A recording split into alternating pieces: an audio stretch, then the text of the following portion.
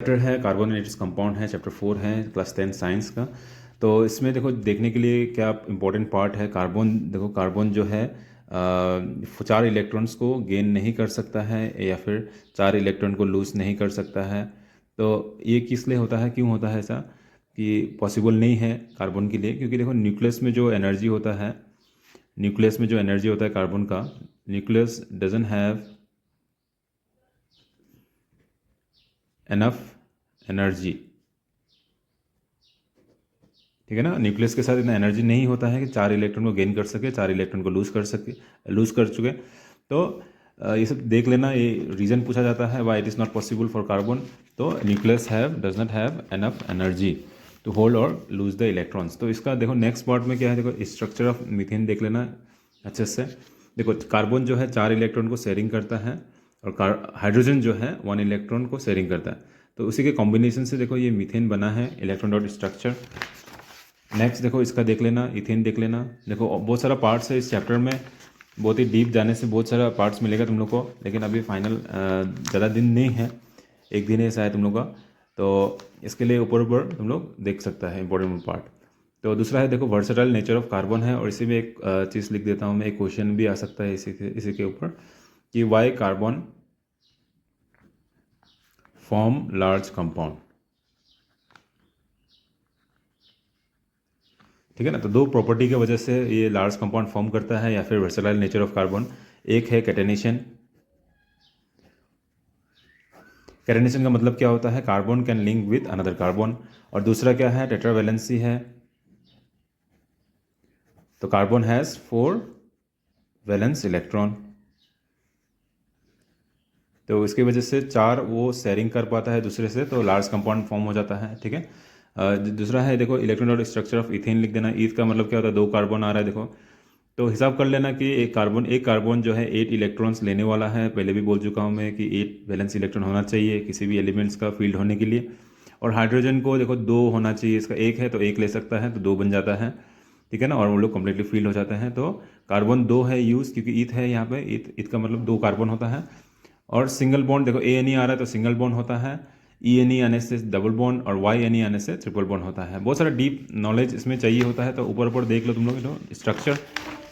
दूसरा यहाँ पे भी स्ट्रक्चर दिया हुआ है, इथिन का दिया हुआ है। यहाँ पे एक स्ट्रक्चर है बेंजीन का, इसको भी देख लो देखो अच्छे से। यहाँ पे साइक्लोहेक्सेन का स्ट्रक्चर दिया हुआ है, उसको भी देख लो अच्छे से। दूसरा है होमोलोगस सीरीज। होमोलोगस सीरीज का क्या होता है, देखो ये एक सीरीज है, सीरीज ऑफ हाइड्रोकार्बन्स, और each compound differ with CH2, या फिर मोलिकुलर मास जो है, मोलिकुलर मास 14 यूनिट का डिफरेंस होता है हर एक कार्बन कंपाउंड्स में। इस होमोलोगस सीरीज में एक सीरीज है, ठीक है ना, बहुत सारा एलिमेंट्स, बहुत सारा कंपाउंड्स, हाइड्रोकार्बन कंपाउंड जो है इसमें लिस्ट है इसका। और हर एक का जो कंपाउंड जो होता है, हर एक का जो डिफरेंस होता है वो होता है CH2 का डिफरेंस होता है, और दूसरा मोलिकुलर मास होता है 14 यूनिट का। वो 2 डिफरेंस याद रख लेना। नोमेनक्लेचर पार्ट मैं छोड़ रहा हूँ क्योंकि बहुत टाइम लगेगा इसमें, तो इसलिए ऊपर ऊपर अच्छे से देख लेना। देखो इसमें से एक क्वेश्चन आता है कम्बशन का। यहाँ पे देखो, यहाँ पे है कन्वर्जन ऑफ, नहीं, नेक्स्ट क्वेश्चन देख लेना, क्वेश्चन नंबर 2, वो कम्बशन के ऊपर में है। ठीक है, एयर यूज़ नहीं किया जाता है लेकिन ऑक्सीजन यूज़ किया जाता है, क्योंकि ऑक्सीजन जो है, ऑक्सीजन के साथ जलाने से क्या होता है, कंप्लीट कंबशन होता है, lots of energy, lots of heat produce होता है। और एयर के साथ जलाने से क्या होता है, इनकम्प्लीट कंबशन होता है और less amount of heat release होता है। ठीक है, तो इसका देख लेना कंबशन का। एडिशन रिएक्शन, दूसरा है क्या है, ऑक्सीडेशन है। देखो ऑक्सीडेशन में क्या होता है, ये इथानॉल है। देखो इथानॉल का फॉर्मूला देखो देख लेना। इथानॉल इज ए एल्कोहल है, ये एल्कोहल फैमिली से बिलोंग करता है। तो अल्कोहल टू एसिड में कन्वर्ट करने में कौन सा ऑक्सीडाइजिंग एजेंट, देखो यहाँ पे है पोटेशियम परमैंगनेट है और एसिडिफाइड पोटेशियम डाइक्रोमेट। तो 1 मार्क्स में आ सकता है ये, या फिर directly oxidation process of carbon compound. देखो यहाँ पे क्या दिया हुआ है, देखो properties of, chemical properties of carbon compounds है। तो give any one chemical properties of carbon compound आने से तुम लोग कोई भी एक लिख सकता है। ऑक्सीडेशन है फर्स्ट में, तो कम्बशन मिला था हम लोग को, और नेक्स्ट है ऑक्सीडेशन। ऑक्सीडेशन में देखो रिएक्शन याद रख लेना। देखो अल्कोहल टू एसिड में कन्वर्जन हो रहा है, और इसको क्या बोलेंगे, कार्बोक्सिलिक एसिड या फिर मिथानिक एसिड भी बोला जा सकता है। ठीक है, सॉरी, इथानोइक एसिड, हाँ, इथानोइक एसिड। तो इसमें कौन सा देखो ऑक्सीडाइजिंग एजेंट यूज़ हो रहा है। ऑक्सीडेशन का मतलब होता है एडिशन ऑफ ऑक्सीजन। इसमें एक ऑक्सीजन ऐड हो चुका है और किसके हेल्प से ऐड हुआ है उसको लिख देना। ऑक्सीडाइजिंग एजेंट कौन सा यूज़ होता है, पोटेशियम परमैंगनेट, पोटेशियम डाइक्रोमेट है यहाँ पे।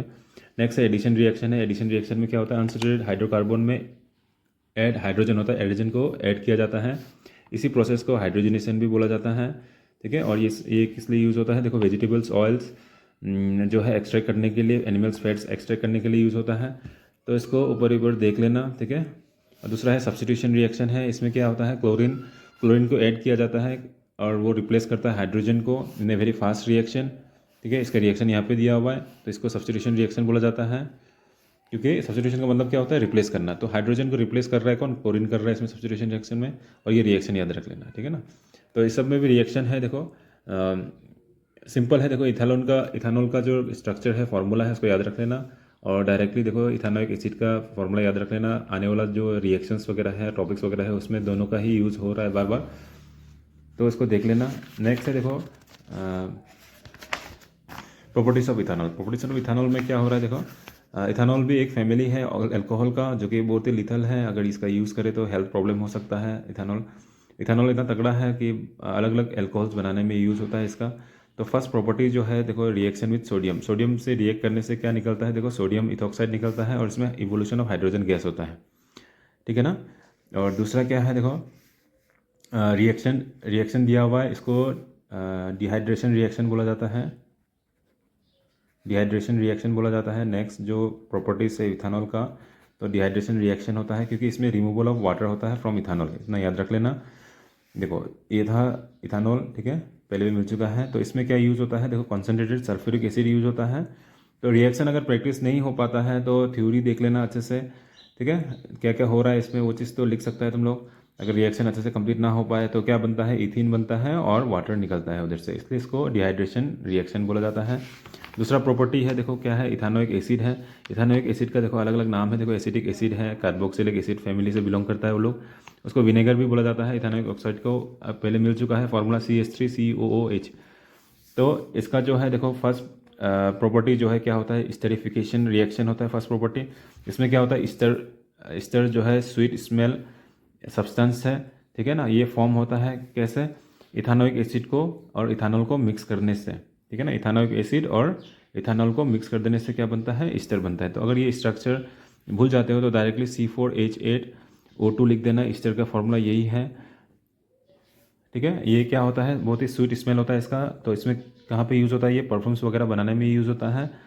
और इसको अगर सोडियम के साथ में, सोडियम हाइड्रोक्साइड के साथ में ट्रीट करें तो क्या निकलता है, एक sodium salt of carboxylic acid form होता है, ठीक है ना। इसको स्टर को जो फॉर्म हुआ है उसको अगर सोडियम हाइड्रोक्साइड के साथ में अगर ट्रीट करते हैं तो क्या निकलता है, ester is converted back to alcohol and sodium salt of carboxylic acid form होता है।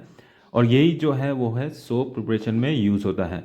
इसीलिए इस रिएक्शन को सेपोनिफिकेशन रिएक्शन कहा गया है। तो सेपोनिफिकेशन रिएक्शन क्या होता है, ईस्टर को जब सोडियम हाइड्रोक्साइड के साथ में रिएक्ट किया जाता है तो अल्कोहल तो फॉर्म होता ही है, साथ में sodium salt of carboxylic acid form होता है, जो कि प्रिपरेशन ऑफ सोप में यूज़ होता है। That's why it is called as saponification. तो ये डेफिनेशन याद रख लेना, यहाँ पे जो रिएक्शन है वो देख लेना, ठीक है ना। इतना ही देखना है इसमें। और नेक्स्ट है देखो सोप्स एंड डिटर्जेंट है, इसका डिफरेंस बिटवीन देख लेना, डिफ्रेंशिएट कर लेना इसको। सोप एंड डिटर्जेंट को 2 पॉइंट्स, हार्डली 2 पॉइंट्स याद रख लेना। इसका स्ट्रक्चर देख लेना। देखो ये जो पार्ट है, देखो यहाँ पे दिखा रहा हूँ मैं, ये जो पार्ट है देखो, ये डर्ट पार्टिकल्स है ये। तो क्लीनिंग एक्शन ऑफ सोप मैं बता रहा हूँ। देखो इसमें क्या होता है, देखो डर्ट है, ये ऑयल है कुछ भी, तो ये है चेन जो है, 2 एंड होता है सोप का। देखो जो 2 चेन है, ये क्या है, ये होता है हाइड्रोफिलिक। हाइड्रोफिलिक का मतलब होता है जो सोल्यूबल होता है वाटर में। और ये जो एंड है, देखो ये जो एंड है, इसको हाइड्रोफोबिक बोला गया है। हाइड्रोफोबिक, फोबिक मतलब इनसोल्यूबल इन वाटर, ठीक है ना। तो ये 2 चेन जो है आपस में रिपल्सन करते हैं, रिपल्सन, तो उससे क्या निकलता है, मिसल्स निकलता है।